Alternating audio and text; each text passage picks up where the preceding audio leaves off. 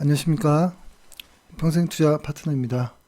오늘은 5월 10일 금요일입니다. 오늘은 짧은 시황 이야기를 좀 하고, 그 다음에 1억 그 계좌를 지금 한 3주 정도 시작을 했는데요. 요거에 대한 어떤 좀 이야기, 문의사항에 대한 답변들 좀 하겠습니다.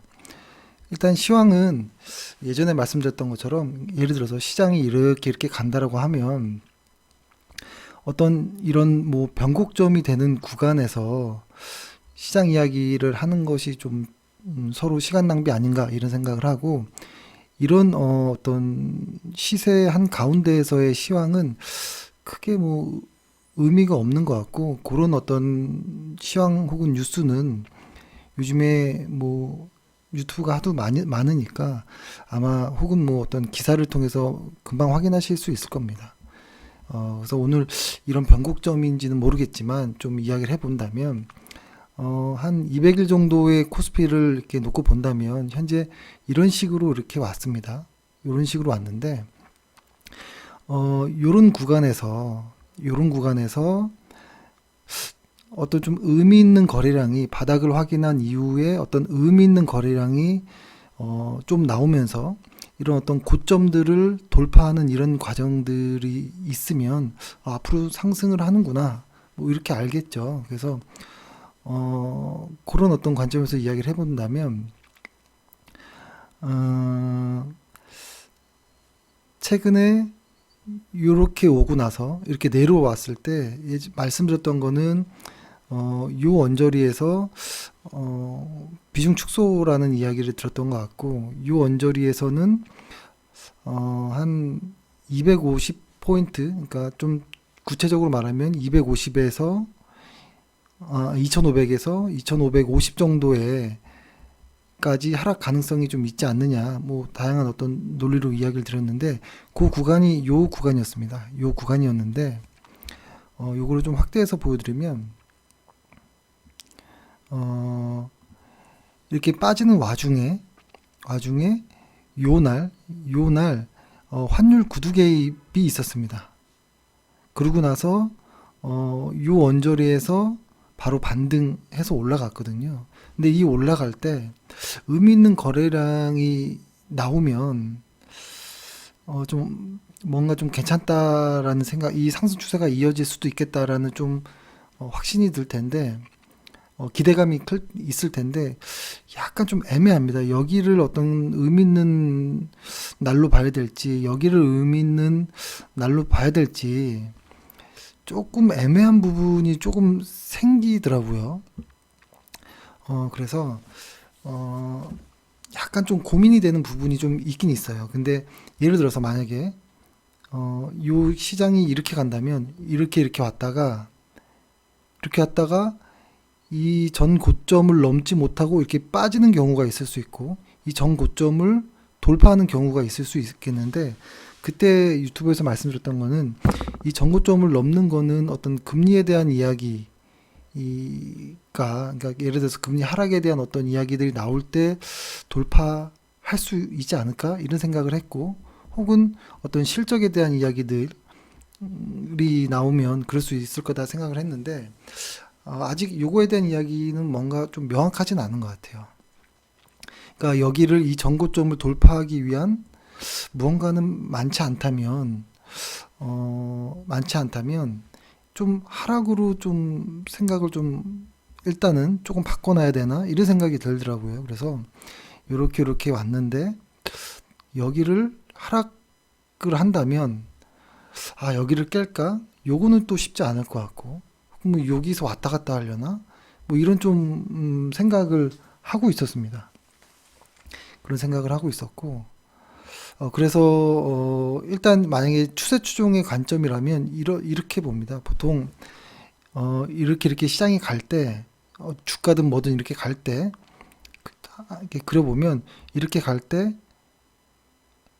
만약에 산다라고 해보면 이렇게 갈 때, 조정을 받았네, 올라갈 거라고 생각하면 올라가는 거 확인하고 추세 추종하는 사람들은 살 거고, 올라가다가 이 전고점이 나오면 물량을 줄이든지 무언가를 할 거고, 돌파를 한다면 다시 사든지, 물량 줄였던 것을 일부 보유한다든지 뭐 이런 식으로 또 갈 거고, 꺾일 때는 좀 팔 거고, 다시 내려갔다가 올라가는 걸 확인하고 다시 사고, 전고점에 오면 조금 물량을 줄이고, 뭐 이런 게 계속 반복되는 것이죠. 그런 관점에서 지금의 코스피를 보면 조금 애매한 구간, 물량을 줄여야 되는 것인가 이런 것처럼 보입니다. 과거를 보면 이렇게 올라가면서 전고점을 계속 돌파하죠. 돌파하는데 요때 약간 애매한 구간에 접어들고 전고점이 낮아지는 이런 하락을 맞았죠. 근데 이번에 그리고 가장 최근 거를 또 보면 이렇게 올라가는 구간에서 다시 이렇게 올라가죠. 근데 여기에서 여기 이 구간 여기가 이제 좀 중요해지지 않을까 라는 이야기를 좀 드리겠습니다. 사실 어떤 다양한 어떤 펀더멘털적인 어떤 숫자들의 이야기는 다음에 이야기를 드리고, 오늘은 기술적인 이런 내용으로 아주 심플하게 말씀을 드리는 거고요. 그리고 저희가 한 3주 정도 한 그 추세 추종 1억으로 한 계좌 있잖아요. 사실 제가 회원분들과 유한타 회원분들과 오래됐지만 한 8년 뭐 이렇게 된 것 같은데요. 이렇게 계좌를 이렇게 오픈하면서 하는 것을 하지 않았습니다. 왜냐면 좀 뭔가 이상하더라고요, 느낌이 뭔가. 그래서 하진 않았는데, 회원분들이 비중이라든지 혹은 뭐 외롭다, 뭔가 좀 이렇게 같이 뭔가 하는 느낌을 좀 처음부터 끝까지 보고 싶다라는 말씀이 있으셔서 계좌를 좀 이렇게 복사해서 작은 계좌를 1억짜리 계좌를 하나 만들어서 시작을 하는데, 그러다 보니까 얼마 전에 절반 매도해야 될 거를 뭐 다 매도한다든지 막 이런 어떤 매매 주문 실수도 좀 여러 번 있었습니다. 근데 현재는 요런 상황이고, 지금 딱 10종목으로 만들어져 있다라고 말씀드리고, 저는 보통 이 스윙을 할 때 10종목 이상을 안 하려고 합니다.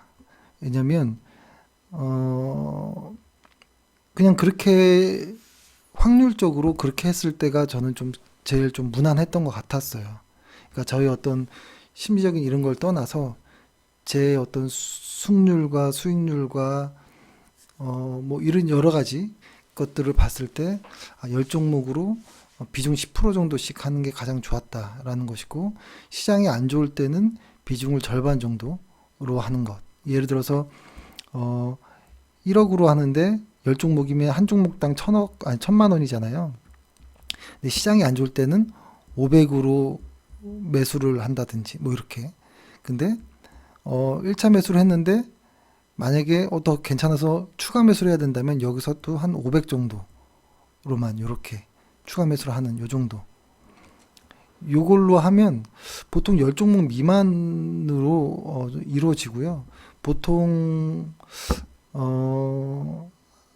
현금 한 1, 2천, 시장이 좋을 때 1, 2천 정도가 남고, 주식이 뭐 한 7, 8천, 한 8, 9천 뭐 이렇게 가더라고요, 보통. 예, 요렇게 말씀드리고, 사실 스윙 요 투자를 할 때 회원분들이 이제 좀 헷갈려하는 것을 하나만 말씀드려 보면, 실적이냐 가격이냐에 대한 어떤 이야기를 하시는데, 그러니까 예를 들어서 가치 투자와 추세 추종, 그러니까 실적을 베이스로 하는 가치 투자, 그 다음에 가격을 베이스로 하는 추세 추종은 전혀 다른 게임입니다. 그러니까 기업 분석과 주식의 분석은 다르다라는 논리에서 시작을 해야 되는 것이죠. 그러니까 예를 들어서 어떤 기업의 적정한 어떤 펀더멘털이 한 10,000원 정도라고 해볼게요. 근데 주가가 막 떨어집니다. 떨어지죠? 같이 투자하는 사람들은 그냥 사는 겁니다. 여기서 막 삽니다. 이렇게 계속. 이렇게 올라와서 적정한 가치 오면은 매도 하는 게 가치 투자자라면 추세 추종은 여기서부터 관심을 갖겠죠. 이런 구간에서부터 관심을 갖고 가는 겁니다. 그다가 얘가 꺾이면 그냥 관심을 그냥 이 펀더멘털 이런 것보다는 그냥 이 어떤 가격의 어떤 추세를 보고 판단하는 것이죠. 그래서 요것을 헷갈리시면 안 되는 것 같아요. 근데 이제 저는 맨 처음에 어떤 가치 투자에 대한 어떤 책으로 시작을 했다가 그 다음에 기술적 분석에 대한 책을 봤고요. 그 다음에 나중에 본 게 이제 이것을 실적과 어떤 기술적 요인을 같이 보는 요쪽으로 좀 이제 모아졌긴 했는데 계좌를 다 분리해서 하긴 합니다. 하지만 일단은 저희가 하는 1억으로 하는 그 스윙 투자는 철저하게 스윙 투자의 관점에서 이렇게 본다면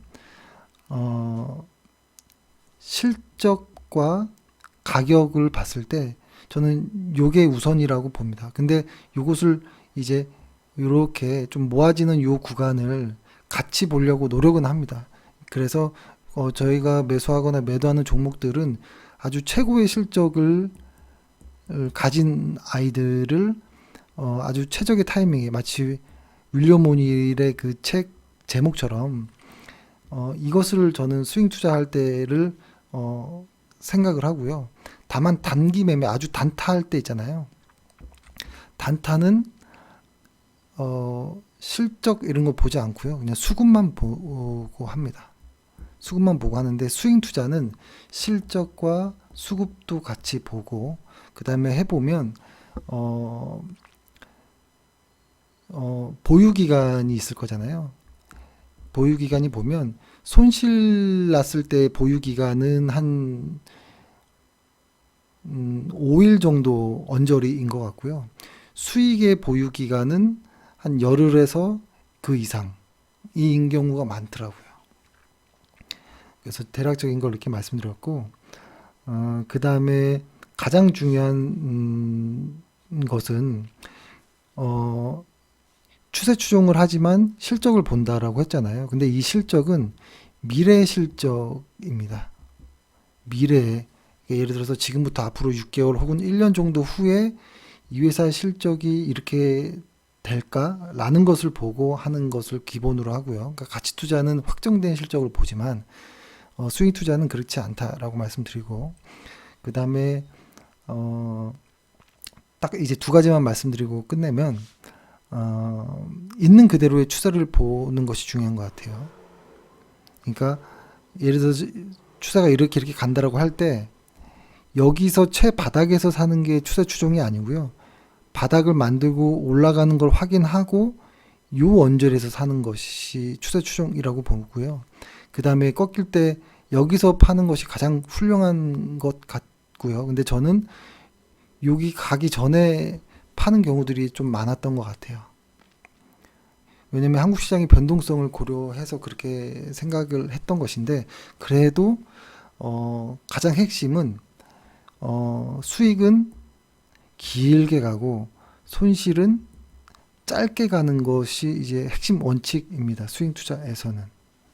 그리고 이 손실을 많이 그러니까 그런 말 하잖아요. 많이 잃어줘야 한다. 스윙 투자는.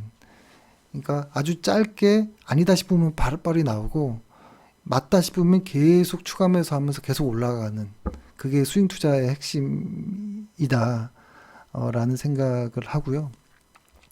그 다음에 마지막으로 요거 테스트를 해보면 예전에도 한번 말씀드렸던 것 같은데 어떤 주식이 쫙 올라갔어요. 엄청나게.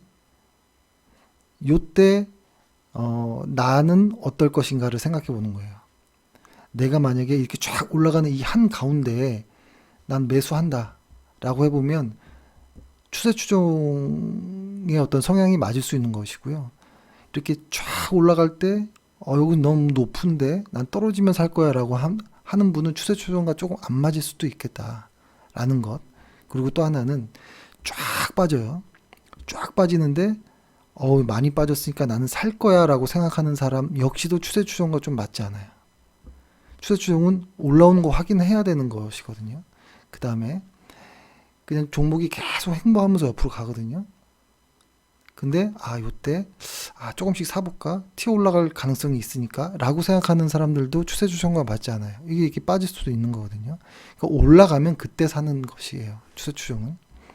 그러니까 보통 눌림목 매수라고 하는 것은 이렇게 쭉 가다가 이렇게 갈 때 여기서 바닥에서 사는 게 눌림목이 아니라 바닥 확인 이후에 한 요 언저리에서 혹은 요 언저리에서 이렇게 사죠 보통. 혹은 이 전고점을 넘기 일부 직전일 수도 있는 것이고, 아니면 전고점을 아예 넘는 것을 확인할 때도 괜찮을 수도 있는 것이고. 그래서 이런 것들을 말씀드리고요.